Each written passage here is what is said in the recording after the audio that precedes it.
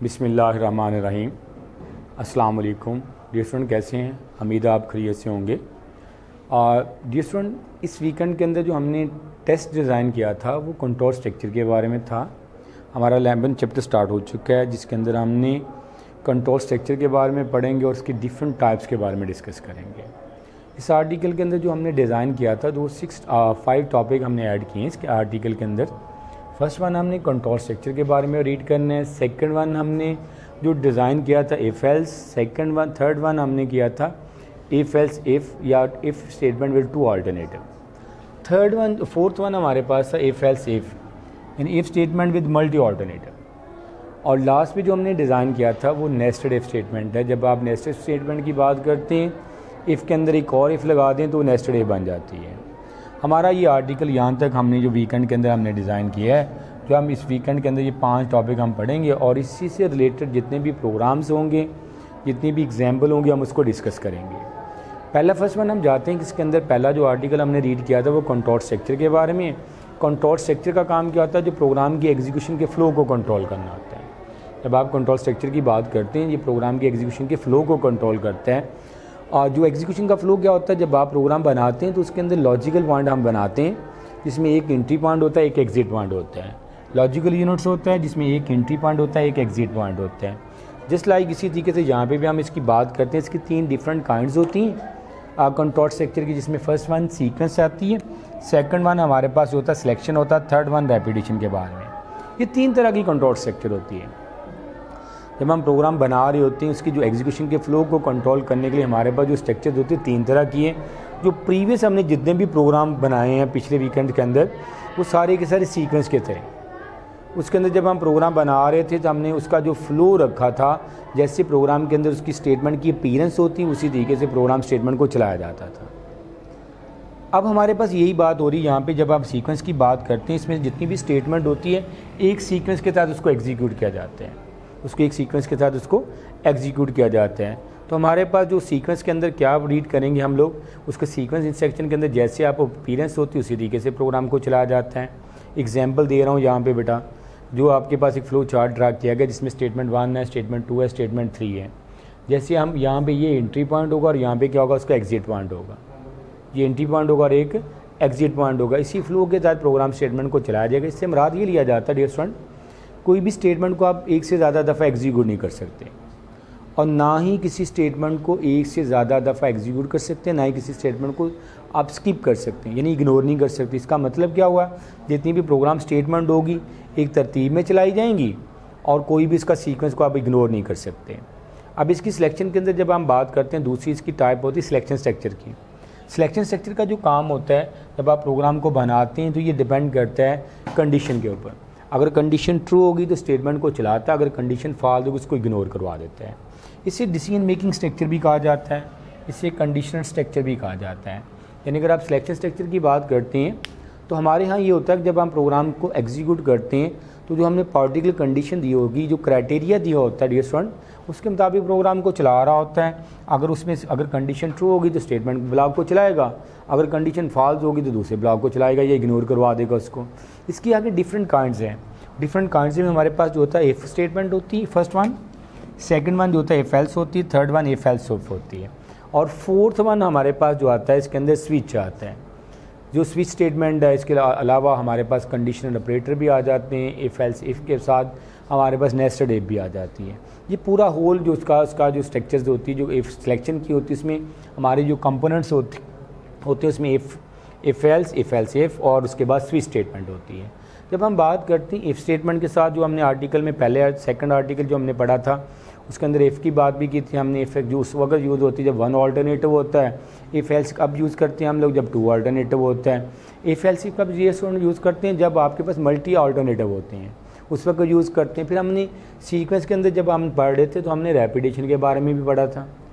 जो repetition structure होती है क्या काम करती है, किसी भी स्टेटमेंट को, जिस सेट स्टेटमेंट को रिपीटली एग्जीक्यूट करवाने के लिए इस्तेमाल होती है। यानी रेपिटेशन स्ट्रक्चर की अगर आप बात करते हैं, ये स्टेटमेंट या सेट स्टेटमेंट को एग्जीक्यूट करता है, क्या काम करने के स्पेसिफिक टाइम के अंदर रिपीटली उसको दोहराता है। और इसकी 3 टाइप्स होती हैं, जिसमें वाइल है, डू वाइल और फॉर लूप होती है। ये हमारे पास इसको इटरेटिव लूप भी कहा जाता है। इसकी 3 टाइप होती हैं। इसे इटरेशन भी कहते हैं, लूपिंग स्ट्रक्चर भी कहा जाता है। इसकी 3 टाइप्स होती हैं, while loop, do while loop और फॉर लूप होती है। ये हमारा पहला आर्टिकल था जिसमें हमने पढ़ा था कंट्रोल स्ट्रक्चर क्या होती है, इसकी डिफरेंट काइंड्स क्या होती है। फर्स्ट हमने रिपीट किया तो कर देता हूँ आपको। हमने कहा था कि जो कंट्रोल स्ट्रक्चर क्या काम करती है, प्रोग्राम के एग्जीक्यूशन के फ्लो को कंट्रोल करती है। इसकी 3 टाइप्स होती हैं। First one sequence, second one selection, third one repetition तो होता है। हमारा जो आज का नेक्स्ट आर्टिकल आ रहा है इसके अंदर हमने डिस्कस किया था इफ़ के बारे में। इफ़ स्टेटमेंट जो होता है ये प्राइमरी सिलेक्शन कंट्रोल स्ट्रक्चर होती है। ये क्या काम करती है, स्टेटमेंट को एग्जीक्यूट करती है, स्किप करती है। कैसे स्किप कर रही होती है, चेकिंग द कंडीशन, कंडीशन को चेक करते हुए उसको स्किप कर रही होती है। अगर हम इसके सिंटेक्स की बात करते हैं, इसके 2 तरह के सिंटेक्स आ रहे हैं। फर्स्ट वन जो सिंटेक्स होता है वो सिंगल स्टेटमेंट के साथ होता है। सेकंड वन जो सिंटेक्स हमारा होता है वो मल्टी स्टेटमेंट के साथ होता है, जो ब्लॉक ऑफ स्टेटमेंट भी कहलाता है। अगर हम बात करते हैं इसके सिंटेक्स की, पहला जो सिंटेक्स आता है हमारे पास वो सिंगल स्टेटमेंट के साथ आ रहा है। सिंगल स्टेटमेंट में कैसे होगा, फर्स्ट वन इफ़ होगा, कंडीशन और स्टेटमेंट। ये जो कंडीशन होती है रिलेशन एक्सप्रेशन होती है। कंडीशन क्या होती है, ये रिलेशन एक्सप्रेशन होती है, उसमें रिलेशन ऑपरेटर का इस्तेमाल होता है। हमें पढ़ा था, हमने पीछे आर्टिकल में पढ़ा था, जो रिलेशन एक्सप्रेशन होती है जब हम इसको वैल्यूएट करते हैं इसका आंसर या तो ट्रू आता है या फॉल्स आता है। इसमें डिफरेंट किस्म की जो रिलेशन ऑपरेटर होते हैं वो 6 यूज़ होते हैं। ग्रेटर दैन है, लेस देन है, ग्रेटर दैन इक्वल टू होता है, लेस देन इक्वल टू होता है, इक्वल टू और नॉट इक्वल टू। इसके जो स्पेसिफिक सिंबल्स होते हैं आप इन सिंबल को यूज़ करते हैं जब आप कंपैरिजन करवा रहे होते हैं या कंडीशन के अंदर इसको यूज़ करवा रहे होते हैं। तो लिहाजा यहाँ पे जो हम कंडीशन यूज़ करेंगे इसके अंदर वो हमारे पास कौन सी होगी, वो रिलेशन ऑपरेटर का यूज़ किया जाएगा। रिलेशन एक्सप्रेशन होगी, जब आप इस कंडीशन को वैल्यूएट करेंगे तो इसका आंसर होगा वो या तो ट्रू आएगा या फॉल्स आएगा। अगर कंडीशन ट्रू होगी तो इफ़ के बाद वाली आफ्टर इफ स्टेटमेंट जो होगी एग्जीक्यूट होगी। अगर कंडीशन ये फॉल्स होती है फिर इस स्टेटमेंट को इग्नोर कर दिया जाएगा। इसी तरीके से अगर हम ब्लॉक ऑफ स्टेटमेंट की बात करते हैं, जहाँ पे कंपाउंड स्टेटमेंट भी कहते हैं इसको, ब्लॉक ऑफ स्टेटमेंट भी कहते हैं, इसे सेट ऑफ स्टेटमेंट भी कहते हैं। जब आपने मल्टी स्टेटमेंट को एग्जीक्यूट करवाना होता है तो हमारे पास डियर स्टूडेंट जो ऑप्शन आता है वो कौन सा ऑप्शन होता है, पहले कंडीशन लगाते हैं। जब मल्टी स्टेटमेंट को लिखना होता है तो हम किस में यूज़ करवा रहे होते हैं, उसको करली ब्रेसिस का इस्तेमाल करवा रहे होते हैं। फर्स्ट वन जो करली ब्रेसिस में लिखा होता है वो सारे का सारा एक ब्लॉक बन जाता है। अगर कंडीशन ट्रू होती है सारा ब्लॉक एग्जीक्यूट होता है, अगर कंडीशन फॉल्स होती है सारे का सारा ब्लॉक जो होता है वो इग्नोर हो जाता है, सारे का सारा ब्लॉक इग्नोर होता है। इसी तरीके से यहाँ पे इसकी बात करते हैं। अगर इसकी फ्लो चार्ट की बात करते हैं तो हमारे पास कौन सा है, यहाँ पे फर्स्ट वन कंडीशन को चेक किया जाएगा। अगर कंडीशन ट्रू होगी ये स्टेटमेंट को चलाने के बाद नीचे आएगा, अगर कंडीशन फॉल्स होगी ये डायरेक्ट नीचे चला जाएगा। इसी तरीके से यहाँ पे सिंटेक्स एग्जाम्पल की बात करते हैं, ऑल्टरनेट एग्जाम्पल की बात करते हैं। हमारे पास क्या लिखा हुआ, if marks greater than equal to 40, अगर मार्क्स 40 या 40 से भाव हैं, 40 मोर देन 40 हैं, तो हमारे पास जो ऑप्शन आता है, जो पैगाम आएगा अगर कंडीशन ट्रू होने पे ये वाला पैगाम आएगा, कंग्रेचुलेशन यू हैव पास्ड। अगर हमारी ये कंडीशन फॉल्स हो जाती है फिर नथिंग हैपन, फिर कुछ भी नहीं होता, प्रोग्राम स्टेटमेंट को इग्नोर करके आगे चला जाता है। लिहाजा यहाँ पे जो डिपेंड करेगा, अगर कंडीशन ट्रू होगी तो ब्लॉक चलेगा, ये स्टेटमेंट चलेगी। अगर कंडीशन फॉल्स होती है तो फिर क्या होगा, उसको इग्नोर करवा देते हैं। इसी तरीके से जो हमारा नेक्स्ट आर्टिकल आ रहा है इसके अंदर हमने क्या पढ़ा था डियर स्टूडेंट, इसमें हमने पढ़ा था इफ एल्स के बारे में। इसके बारे में हमने पढ़ा था इफ एल्स के बारे में। जो इफ एल्स स्टेटमेंट होती है इसमें 2 अल्टरनेटिव के साथ होता है। इसकी कुछ लिमिटेशन भी थी, हमने पढ़नी थी। उसके अंदर हमने क्या डिस्कस करना है, ये सिंपल स्ट्रक्चर्स होती है, इसका इस्तेमाल लिमिटेड होता है इफ का। सेकेंडली कहाँ पे ये यूज़ होती है, इसको एग्जीक्यूट करने के लिए आप इस यूज़ करते हैं। अगर आप कंडीशन ट्रू हो तो एक ब्लॉक को चलाते हैं, अगर कंडीशन फॉल्स हो दूसरे ब्लॉक को चलाते हैं, वहाँ पर ये इफेक्टिवली यूज़ नहीं होती। फिर इसके ऑल्टरनेट हम क्या काम करते हैं, इफ एल्स को यूज़ करते हैं। इसको यूज़ करते हैं, इफ एल्स को यूज़ करते हैं। फिर हमने इसकी एग्जांपल में हमने क्या पढ़ना था, इसके अंदर हमने इफ एल्स स्ट्रक्चर में क्या होता है, ये 2 वे डिसीजन के लिए इस्तेमाल होती है। इसमें क्या होता है, जब आप कंडीशन को चेक करते हैं तो इसमें अगर कंडीशन ट्रू होगी तो इफ़ के बाद वाली स्टेटमेंट चलती है, अगर कंडीशन फॉल्स होती है तो एल्स के बाद वाली चलती है। 2 में से एक स्टेटमेंट को चला रहा होता है, एक को इग्नोर करवा रहा होता है। जब हम इफ एल्स की बात करते हैं ये 2 अल्टरनेटिव के साथ होती है, 2 वे डिसीजन के लिए इस्तेमाल होती है। यहाँ पे हमने क्या काम करेंगे, यहाँ पे हमने इसका अगर सिंटेक्स की बात करते हैं, सिंटेक्स इसका भी सिंपली है उसी तरीके से जैसे इफ एल्स इफ़ के अंदर हमने यूज़ किया था। इसके अंदर जब हम सिंटेक्स की बात की तो हमारे पास जो सिंटेक्स की जो सॉल्यूशन आती है वो इस तरीके से आती है। हमने कंडीशन जब यूज़ करते हैं तो हमारे पास जो कंडीशन का ऑप्शन होता है, फर्स्ट वन हमने क्या किया, यहाँ पे कंडीशंस है। अगर ये कंडीशन ट्रू होती है तो इफ़ के बाद वाली ये वाली स्टेटमेंट एग्जीक्यूट होती है और एल्स पार्ट क्या होता है, इग्नोर हो जाता है। इन केस अगर ये कंडीशन जब हम इसको वैल्यूएट करेंगे, अगर ये फॉल्स हो जाती है फिर हम क्या काम करेंगे, जो इफ़ के बाद वाली कंडीशन इग्नोर हो जाती है और एल्स पार्ट एग्जीक्यूट होते हैं। इसका मतलब क्या हुआ डियर स्टूडेंट, जब हम इफ़ एल्स स्टेटमेंट को यूज़ करेंगे तो ये टू अल्टरनेटिव के साथ होती है। दो स्टेटमेंट में एक स्टेटमेंट को उसने चलाना होगा जब कंडीशन ट्रू होगी और दूसरी को वो चलाएगी जब कंडीशन फॉल्स होगी। Both statement never be execute, both statement never be skip in any situation. Situation हमारे पास दो ही हैं, या तो कंडीशन ट्रू है या फॉल्स। अगर कंडीशन ट्रू होगी तो आफ्टर जो आपके पास एफ होगी एग्जीक्यूट होगी, अगर कंडीशन फॉल्स होगी तो एल्स के बाद वाली एग्जीक्यूट होगी। दो में से एक को चला रहे हैं। इसी तरह हम कंपाउंड की बात करते हैं, ब्लॉक ऑफ स्टेटमेंट की बात करते हैं, हमारे पास यहाँ पे भी ये है कि अगर कंडीशन ट्रू होगी होल ब्लॉक चलेगा और एल्स ब्लॉक जो होगा इग्नोर हो जाएगा।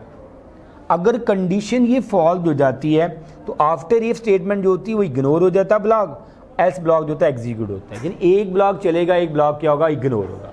इसी तरह हम इसकी एग्जाम्पल देते हैं। एग्जाम्पल में हम क्या काम करेंगे, यहाँ पे हमने कंडीशन लगाई, यहाँ पे रिलेशन ऑपरेटर लगाए हुए हैं। रिलेशन ऑपरेटर में हमने क्या किया, ए बराबर है बी के। अगर ये कंडीशन ट्रू हो रही है तो हमारे पास जो होगा ये नंबर आर इक्वल होंगे। अगर ये कंडीशन रॉन्ग हो रही है तो एल्स पार्ट चलेगा, जहाँ पे हमने एक मैसेज टाइप किया हुआ है नंबर आर डिफरेंट। ये डिपेंड करेगा कंडीशन के ऊपर। दोनों में से एक आपके पास जो होगा स्टेटमेंट डिस्प्ले होगी। अगर दो कंडीशन ट्रू होगी तो इफ़ के बाद वाली स्टेटमेंट, अगर कंडीशन फॉल्स होगी तो एल्स के बाद वाली स्टेटमेंट। अगर हम इसके फ्लो चार्ट की तरफ आते हैं तो हमने फ्लो चार्ट ये डिज़ाइन किया, अगर कंडीशन ट्रू होती है ये वाली स्टेटमेंट चलने के बाद नीचे चला जाएगा। अगर इन केस कंडीशन फॉल्स होती है एल्स पार्ट की वाली स्टेटमेंट होगी, सेकंड स्टेटमेंट चलेगी और उसके बाद प्रोग्राम के अंदर से फ्लो चार्ट एग्जिट करवा देगा। इसका मतलब क्या होगा, दोनों स्टेटमेंट में से एक स्टेटमेंट चलेगी जब ट्रू होगी और एक उस वक्त चलेगी जब कंडीशन फॉल्स होगी। इसी के आगे हम इसकी प्रोग्राम की एक एग्जांपल की तरफ चलते हैं। यहाँ पे हमने एक प्रोग्राम डिज़ाइन किया है जहाँ पे हमने क्या लिखा हुआ, एक प्रोग्राम बनाया हुआ है जिसमें हमने एक नंबर लेने, write a program, input a number and find out वो नंबर इवन है या ऑड है। आपने क्या काम करना है, एक प्रोग्राम को डिज़ाइन करना है। प्रोग्राम को डिज़ाइन करने के लिए हम क्या काम करेंगे, पहले तो फर्स्ट वन हेडर फाइल को डिक्लेयर करवाएंगे। हेडर फाइल डिक्लेयर करवाने के बाद हम क्या काम करें, जब आप प्रोग्राम की बॉडी में आएंगे वहाँ पे हम एक वेरिएबल इंटीजर डिक्लेयर करवा देंगे। जब आप इंटीजर वेरिएबल को हम डिक्लेयर करवाएंगे तो हमने क्या किया, उसके बाद क्लियर स्क्रीन की, जब वो जो वेरिएबल आपने डिक्लेयर करवाया होगा वहाँ पे उसकी कीमत ले लेंगे ड्यूरिंग दी प्रोग्राम एग्जीक्यूशन। तब हम प्रोग्राम की कीमत लेंगे। उसके बाद हमने जो आर्टिकल पढ़ा अभी रिसेंटली इफ एल्स के बारे में, तो वहाँ पे हमने कंडीशन लगाई। कंडीशन में हमने क्या लिखा, जो हमने वेरिएबल यूज़ किया वो, और उसके बाद रिमाइंडर, अगर वो रिमाइंडर लेने से उसका आंसर इक्वल टू 0 आए, इट मीन वो नंबर जो आपने ऐड किया था, जो नंबर आपने इनपुट किया था वो इवन नंबर होगा। हम क्या काम करेंगे, जब यहाँ पे इसको कंडीशन को वैल्यूएट किया, अगर हमने सपोज कर लें n की value during the program execution 10 दे दी, जब हम 10 का रिमाइंडर 2 लेते हैं, तो हमारे पास डी स्टूडेंट जब आप इसका रिमाइंडर लेंगे तो 0 आएगा, 0 इक्वल टू 0। जब हमने ये चेक किया तो ये कंडीशन ट्रू हो रही है। जब कंडीशन ट्रू होगी तो इफ़ के बाद वाला पैगाम आएगा। इफ़ के बाद वाला क्या होगा, यहाँ पे n की कीमत को वो शो करवाएगा। n की कीमत आपने ऑलरेडी जो पुट की है वो 10 की है, 10 इज़ अ इवन नंबर, और प्रोग्राम ब्रेक हो जाएगा, ख़त्म हो जाएगा। इन केस अगर हमने दोबारा प्रोग्राम को रन किया, हम प्रोग्राम को जब दोबारा रन करते हैं तो हम अगेन उसकी कीमत जो होता है वो चेंज करवा देते हैं। हम उसकी कीमत क्या काम करते हैं, n की कीमत सपोज कर लें हम लोग उसकी 9 दे देते हैं या 8 7 दे देते हैं। सपोज कर लें हमने दोबारा प्रोग्राम को एग्जीक्यूट किया, n की कीमत हमने डिक्लेयर करवा दी 7। जब हम 7 का रिमाइंडर डी स्टूडेंट लेंगे तो हमारे पास जो आंसर होएगा, जब आप इसको सॉल्व करेंगे इसका आंसर 1 आएगा, 1 इक्वल टू 0। ये कंडीशन रॉन्ग हो रही है। जब रॉन्ग होगी तो हमने ये पढ़ा था, अगर कंडीशन ट्रू होगी तो इफ़ के बाद वाली स्टेटमेंट चलती है, अगर कंडीशन रॉन्ग होती है तो फिर एल्स के बाद वाली चलती है। लिहाजा यहाँ पे क्या होगा, अब यहाँ पे कंडीशन रॉन्ग होगी, 1 not equal to 0, condition wrong आ रही है। तो जब रॉन्ग होगी डी स्टूडेंट तो हमारे पास जो एल्स पार्ट एग्जीक्यूट होगा, तो एल्स पार्ट में कौन सा होगा, यहाँ पे n की वैल्यू को वो शो करवाएगा। n की वैल्यू ऑलरेडी हमने कितनी पुट की है, 7, तो लिहाजा 7 जो होगा इज़ द ओड, और प्रोग्राम फिनिश हो जाएगा। इसी तरीके से हम अदर इसकी एग्जाम्पल भी की थी जिसमें हमने 2 नंबर लिए थे, वो बताए इवन है या ओड है, वो हमने प्रोग्राम डिज़ाइन किया था। फिर हमने एक और प्रोग्राम बनाया था कि जिसमें हमने एक ईयर्स दाखिल किया था, बताया ये लीप ईयर या नॉट अ लीप ईयर। उसको हमने एक दफ़ा अपने प्रैक्टिस में कर लेना ताकि वो भी अच्छे तरीके से उसकी प्रैक्टिस हो जाए। उसके बाद थर्ड जो हमने इसका आर्टिकल पढ़ा था वो डी स्टूडेंट हमारे पास इफ एल्स इफ था। ये मल्टी ऑल्टरनेटिव के साथ होता है। मल्टी ऑल्टरनेटिव कब यूज़ करते हैं हम लोग, जब आपके पास मल्टी ऑप्शन हो, मल्टी चॉइसेस अवेलेबल हो, उनमें से हमने एक को चूज़ करना हो। इफ एल्स को हमने उस वक्त यूज़ किया था 2 में से एक का इंतखाब करने के लिए, और इफ एल्स को हम इफ एल्स इफ को कब यूज़ करेंगे, जब आपके पास मल्टी ऑप्शन अवेलेबल हो और उनमें से आप एक को चूज़ करना चाहते हैं। यानी आपके पास 3-4 आदमी हों, उनमें से एक का इंतखाब करना चाहते हैं, तो वहाँ पे हम क्या काम करते हैं, इफ़ एल्स इफ को यूज़ करवाते हैं। तो लिहाजा यहाँ भी बात हो रही है इसकी, अगर हम बात करते हैं कहाँ इसकी डेफिनेशन क्या होगी, ये यूज़ होती है जब आप मैनी ऑप्शन अवेलेबल हो, उनमें से only one block of statement को एग्जीक्यूट करना हो बेस्ड ऑन कंडीशन की बेस के ऊपर। अगर हम इसके सिंटैक्स की तरफ आते हैं तो हमारे पास जो सिंटैक्स है इसका डिज़ाइन किया हुआ है, फर्स्ट वन हम कंडीशन है, इफ़ है कंडीशन 1 और ब्लॉक 1 आ जाएगा। फिर हम दोबारा आगे नेक्स्ट क्या करेंगे, एल्स इफ़ कंडीशन 2 ब्लॉक 2 आ जाएगा, उसके बाद एल्स होगा एंड्स ब्लॉक n आ जाएगा। दूसरा अगर हम इसकी एग्जीक्यूशन को देखते हैं, जब इसका वर्किंग मैकेनिज्म को देखते हैं, तो जब आप इसकी प्रोग्राम को हम एग्जीक्यूट करते हैं, फर्स्ट वन क्या काम करता है, फर्स्ट कंडीशन को एवेल्यूएट करता है। अगर वो कंडीशन ट्रू होती है तो ये सारा ब्लॉक एग्जीक्यूट होता है, उसका क्रॉसपोंडिंग ब्लॉक एग्जीक्यूट होगा और मीनिंग ब्लॉक सारे के सारे स्किप हो जाएंगे जितने भी आपने यूज़ किए होंगे। अकॉर्डिंग टू नीड्स है, अकॉर्डिंग टू रिक्वायरमेंट है। यहाँ पे तो हमने 2 कंडीशन मेंशन की, आप इससे ज़्यादा कंडीशन को भी मेंशन कर सकते हैं, वो डिपेंड करता है आपकी रिक्वायरमेंट के ऊपर, वो डिपेंड करता है आपकी रिक्वायरमेंट के ऊपर। लिहाजा यहाँ पे हमने ये कंडीशन चेक की, अगर ये ट्रू होगी ये ब्लॉक चलेगा, रिमेनिंग ब्लॉक सारे स्किप हो जाएंगे। अगर ये कंडीशन रॉन्ग होती है फिर सेकंड कंडीशन को चेक करता है, एक सीक्वेंस के साथ एग्जीक्यूट करवाएगा। उस वक्त तक ये चलता है जब तक आपको पार्टिकुलर कंडीशन आपको नहीं मिल जाती, कंडीशन ट्रू नहीं मिल जाती। लिहाजा यहाँ पे चेक करेगा, अगर ये कंडीशन ट्रू होगी फिर ये वाला ब्लॉक चलाएगा और ऊपर वाला ब्लॉक भी स्किप होगा, रिमेनिंग ब्लॉक भी स्किप हो जाएंगे। इन केस जितनी भी आपने कंडीशन लगाई हैं वो सारी की सारी फॉल्स हो जाती हैं, कोई भी ट्रू नहीं होती। आपने यहाँ पे 2 कंडीशन मेंशन की है, दोनों फॉल्स होगी।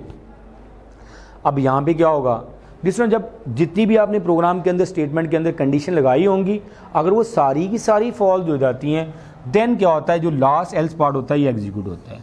ये डिपेंड करता है आपकी कंडीशन के ऊपर। अगर आपने सारी कंडीशन आपने लगाई हैं, सारी की सारी कंडीशनें फॉल्स हो जाती हैं, तो last else part can also be execute. जब आप लास्ट एल्स पार्ट लगाना इसके साथ आप कंडीशन नहीं लगाएंगे, और ये पार्ट उस वक्त एग्जीक्यूट होता है जब सारी की सारी कंडीशनें आपकी फॉल्स होते हैं। इसी तरीके से हम फ्लो चार्ट की तरफ आते हैं। अगर आप फ्लो चार्ट की तरफ आते हैं, फर्स्ट वन कंडीशन को 1 को चेक करता है, अगर ये ट्रू होता है ये स्टेटमेंट ब्लॉक 1 को चलाएगा और एग्जिट हो जाएगा। इन केस अगर ये कंडीशन फॉल्स हो जाती है फिर ये कहाँ पे आ जाएगा, सेकंड कंडीशन को चेक करेगा। अगर सेकंड कंडीशन ट्रू होगी तो सेकंड ब्लॉक को चलाएगा और प्रोग्राम से एग्जिट हो जाएगा। अगर इन केस ये भी गलत होगा तो उसके तरीके से आगे कंटिन्यू करेगा। इस तरीके से जो स्टेटमेंट आपकी कंडीशन ट्रू होगी वो वाला ब्लॉक एग्जीक्यूट होगा, रिमेनिंग ब्लॉक क्या होंगे वो स्किप होते जाएंगे।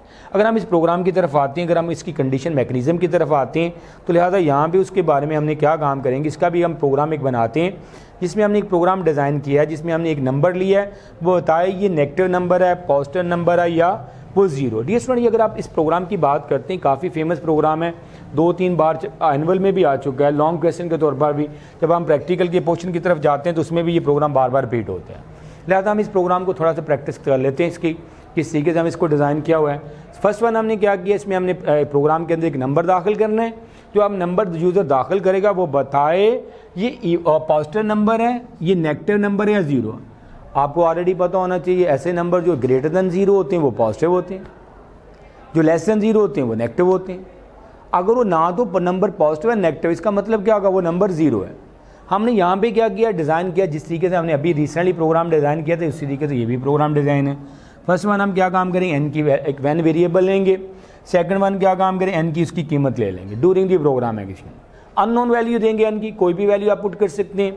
अब सपोज कर ले एन की वैल्यू हमने डिज़ाइन की, एन की वैल्यू हमने 3 डिज़ाइन कर ली। अगर हम इस कंडीशन की तरफ आते हैं, यहाँ पे एन की कीमत को पुट करवाते हैं। हमने अभी रिसेंटली हमने क्या डिज़ाइन किया, क्या डिक्लेयर किया, एन की कीमत इनिशियलाइज क्या करवाई, 3 करवा दी। जब हम प्रोग्राम में आते हैं यहाँ पे इस कंडीशन को चेक करते हैं, 3 ग्रेटर दैन 0 कंडीशन ट्रू हो रही है, लिहाजा ये वाला मैसेज आएगा नंबर इज़ पॉजिटिव, यानी 3 0 से बड़ा है, यानी 3 0 से बड़ा आ रहा है, 0 से बड़ा आ रहा है, लिहाजा ये कंडीशन ट्रू होगी। जब कंडीशन ट्रू होगी ये वाला पार्ट चलेगा और रिमेनिंग पार्ट जो होंगे स्किप हो जाएंगे और हमारा प्रोग्राम एंड हो जाएगा। इन केस अगर हम दोबारा प्रोग्राम को चलाते हैं, हम एन की कीमत 3 की बजाय हम क्या काम करते हैं, -5 कर लेते हैं। जब -5 करते हैं, यहाँ पे -5 पुट करें, -5 लेस दैन 0 है या ग्रेटर दैन 0 है, -5 ग्रेटर दैन 0, ये कंडीशन रॉन्ग हो रही है। हम यहाँ पे आते हैं, -5 लेस दैन 0, ये कंडीशन ट्रू हो रही है, यानी फर्स्ट कंडीशन रॉन्ग है। जब फर्स्ट कंडीशन रॉन्ग होगी ये स्किप होगा, यहाँ पे एल्स पार्ट को चेक करेगा। जब एल्स पार्ट को चेक किया तो पता चला ये कंडीशन हमारी ट्रू आ रही है, तो लिहाजा यहाँ पे ये वाला पैगाम आएगा, ऊपर वाला पैगाम भी स्किप हो जाएगा, नीचे वाला पैगाम भी स्किप हो जाएगा। हम अगेन प्रोग्राम को चलाते हैं। हम क्या किया, पहले हमने 3 लिखा, -5 लिखा, अब हम एन की कीमत हम डिज़ाइन कर रहे हैं 0। जब हमें n की कीमत डिज़ाइन किया 0, पहली कंडीशन को चेक किया 0 ग्रेटर दैन 0, ये रॉन्ग हो रही है। हमने सेकंड कंडीशन को चेक किया 0 लेस दैन 0, ये भी रॉन्ग हो रही है। हमारी दोनों कंडीशनें रॉन्ग हो रही हैं। हमने अभी रिसेंटली इस आर्टिकल में ये पढ़ा था, अगर सारी कंडीशनें रॉन्ग होंगी तो हमारा कौन सा पार्ट चलेगा, वो एल्स पार्ट चलेगा। इसका मतलब ना तो वो पॉजिटिव है ना नेगेटिव है, इसका मतलब वो नंबर कौन सा होगा, वो 0 होगा। इसी के से हमने इसको डिज़ाइन किया है। इसके हमने और भी प्रोग्राम किए थे, सैलरी वाला भी किया था, उसको देख लेना आप लोगों ने। इसके साथ हमने ग्रेडिंग वाला एक प्रोग्राम किया था, उसको भी आपने टच कर लेना है।